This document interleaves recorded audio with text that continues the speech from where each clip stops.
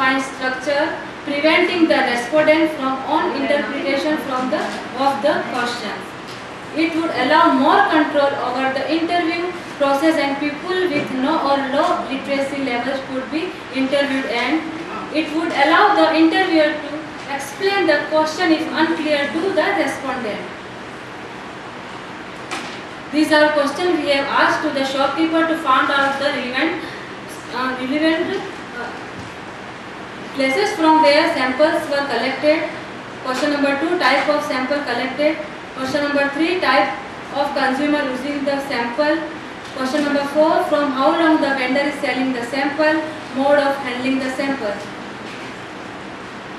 Type of storage facility, from where he is bringing the sample, literacy and awareness of the shopkeeper, family background of the shopkeeper, interval after which the cold cabins and shops are cleaned. Does any food inspector visit the venue? How many times the seller wash their hands? Next process is culture of the collected food samples for the assessment of microbial contamination. We have used method of serial dilution, spread plate method. This is the expression of serial dilution ratio. Dilution ratio is equal to 1 ml sample plus 9 ml sterile liquid upon 10 ml total volume of mixture. After dilution, this is the serial dilution of bakery and dairy product, and this is the serial dilution for spices. After the serial dilution, we have used the spread plate method. General spread plate method count was used to assess the visibility of viable colonies of microbes of the sample. 1 ml of the sample was transferred to the center of the clipboard plate. Then transferred sample was spread immediately. Then spreading plate was placed at the center of the spreading wheel. Wheel was started with the hand, and then the plate was covered with that hand. After this, the plate was rotated clock and anti-clockwise. Similarly, other plates were prepared for each dilution. All the plates were inverted and incubated at 37 degrees centigrade for 24 hours. Counting of colonies. We have counted colonies CFE per gram. CFE per gram is the average number of colonies per plate into dilution factor. The next process is experimental studies. This is the graining of mice. In slide A, mice on normal food, and in plate B, we can see mice on contaminated food. Bar we use in normal bakeries and normal shops. Except of highly contaminated food products and microbial pathogen on experimental model was musculus mice. Histopathological technique used according that process. After it, experimental findings. The experimental protocol was selected as follows. Collection of the sample methodology as given is the experimental. General information about the sampling size. All the field questionnaire generally indicated that shopkeepers were not aware of the microbial contamination. They were not even visited by any sanitary or food officers about general hygiene, mode of handling the product per menu. Due to heavy load of public and location of shops on roadside, chances of contamination obviously increased. Bread and spices samples were generally kept on outer beds. Although cheese, butter and cake were kept in fridge and cold cabins left dirty hands, clothes and unawareness about the concept of contamination played significant role in the food contamination. These are standard limit of microbial colony in edible food items according to HACCP and BSI. We have compared our limit with this standard limit and find out result. Evolution of microbial contamination in bakery products in bread. When the grand mean of all three microbes were taken into the account, we have find the sample BR3 was found highly contaminated with the mean value of 129.56 into 10 raised to power 5 CFE per gram for Staphylococcus aureus, 256.83 into 10 raised to power 5 CFE per gram for yeast and mold, and 117.56 into 10 raised to power 5 CFE per gram for spores. In amongst the all cake sample, we have found the highest contaminated sample is sample CF3 with the mean value of 37 of Staphylococcus aureus, 30.86 34.44 for yeast and mold, and 35.7 for spores. When the grand mean of all three microbes were taken into the account, we have found the product in all butter samples. Sample PU3 was found highly contaminated with the mean value of 8.56 for Staphylococcus aureus, 7.89 for yeast and mold, and 8.22 for spores. Evolution of microbial contamination in cheese product. Amongst the all cheese sample, the sample CH3 was found high, CH2 was found highly contaminated with the mean value of 30.11 into 10 raised to power 5 CFU per gram for Staphylococcus aureus, 12.22 for yeast and mold, and 7.17 for spores.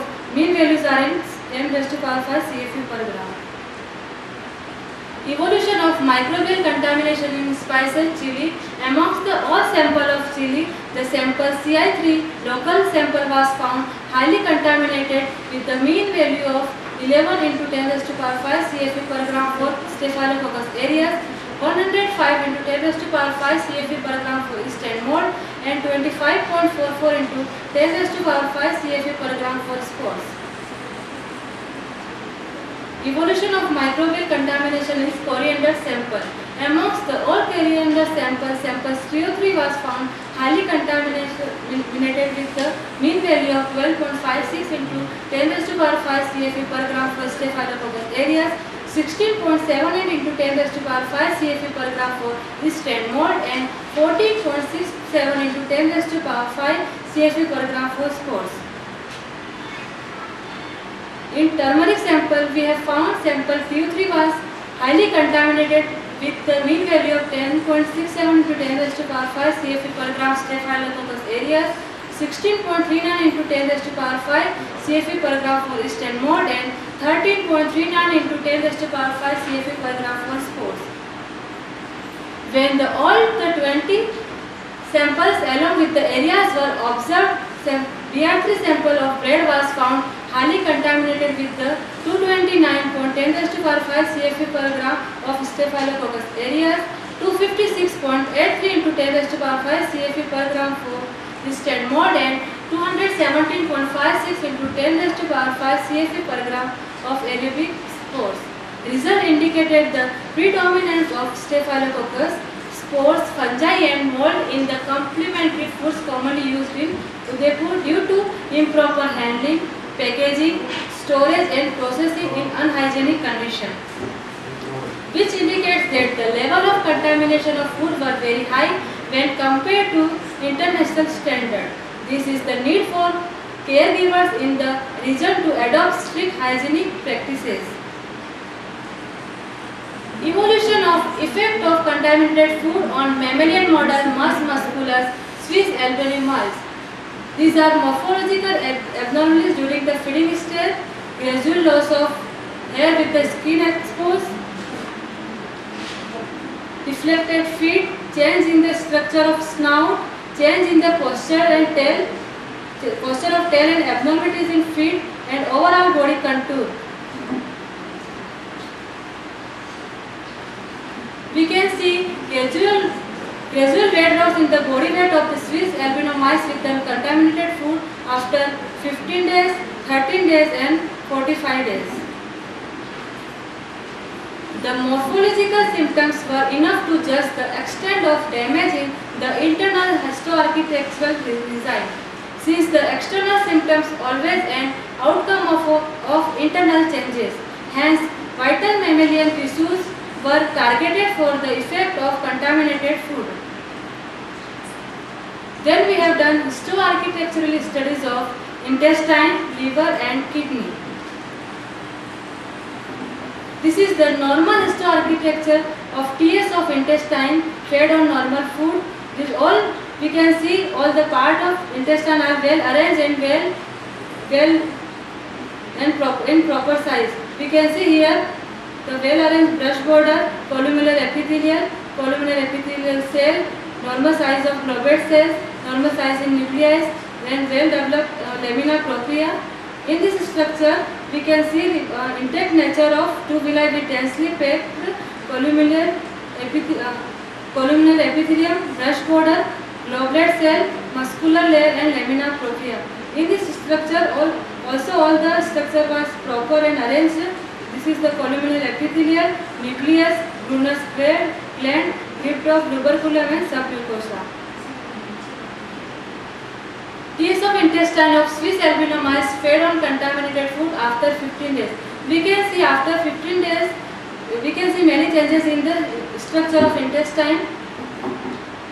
We can see here cracked clay appearance, damaged brush border, damaged degenerating cellular architecture, damage in lamina propria and slugging of epithelium cells. In this structure, we can see the slugging of epithelium and structure in globulate cell and degenerating in submucosa and change structure in globulate cell. TS of intestine of Swiss albino mice fed on contaminated food after 30 days. After 30 days, damage villi along with mucosa and submucosal architecture. Here, more damage in brush border, damage in globulate cell. We can see damage in columnar epithelium, shrunken villi, crypt of tuberculum, damage in muscular layer, and damage in crypt of tuberculum and shrunken in crypt of tuberculum. Here, degeneration villi we can see, and damage in lamina propria and degenerating villi. In this structure, after 30 days, we can see lamina propria, damage muscular layer and damage in longitudinal muscles. TS of intestine of Swiss albino mice fed on contaminated food after 45 days. We can see more damages in after 45 days, more damage in brush border, more damage in longitudinal muscles and strengthening crypt of tuberculum and damage in brush border. Effect on intestinal physiology due to microbial contamination. In the present study, the epithelial layer of the villi was seriously damaged, giving the appearance of waves. It was slugging off along with brush border from outside and lamina propria and mucosa from inner side. This damage may cause direct entry of toxins in the body easily. Villi are lined by epithelial cells and differentiated according to location on the villus to absorb fluid and nutrients from tip, secrete electrolytes and fluid and replace damaged cells. The gradual loss in villus architectures from 15 to 30 to 45 days is an indication of sampling all the above processes in mice fed with contaminated food. Histoarchitecture of TS liver. We have taken normal histoarchitecture structure of mice and also compare with the structure of mice which was fed on contaminated food. This is normal histoarchitecture of liver. We can see here proper size of central vein, sinusoid cord, proper aligned sinusoid and nucleus is in normal size and hepatic cord.